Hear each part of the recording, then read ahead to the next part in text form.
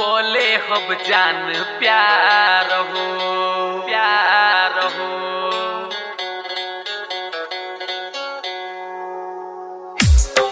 तू भूल जइबू त फोटो से तोहरा कोले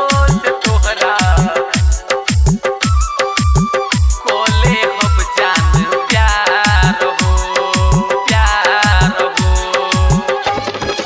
तू भूल जइबू त फोटो से तोहरा कोले हब जान प्यार हो। तू भूल जइबू त फोटो से तोहरा कोले हब जान प्यार हो। अखिया में तू ही रहबू हमारा जाई न याद तोहार हो। तू भूल जइबू त फोटो से तोहरा कोले हब जान प्यार हो। भूल जइबू त फोटो से तोहरा कोले हब जान प्यार हो।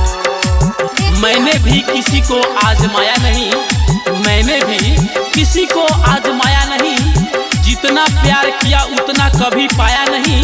किसी को हमारी भी कमी महसूस हो, शायद खुदा ने मुझे ऐसा बनाया नहीं। तोहरा के देखी सुकून मिलेला, आवेला दिल के करार हो।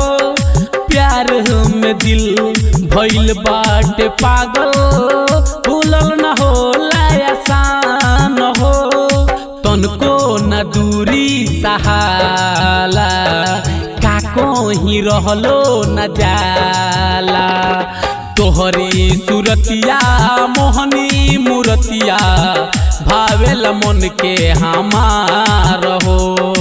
तू भूल जइबू त फोटो से तोहरा कोले हब जान प्यार हो। भूल जइबू त फोटो से तोहरा कोले हब जान प्यार हो प्यार हो।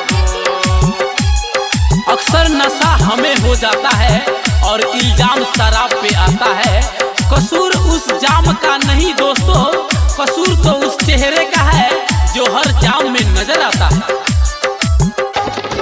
राइटर से आम के रहे का गलती, कैलू जिंदगी बेकार हो।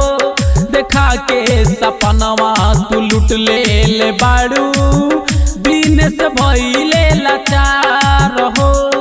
विजय से कैलू तू प्यार हो, दीपेंद्र के आपन यार हो।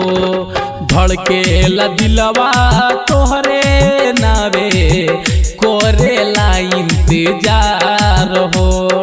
तू भूल जइबू त फोटो से तोहरा कोले हब जान प्यार हो प्यार हो। जगदम्बा रिकॉर्डिंग स्टूडियो, टोकैला चौक।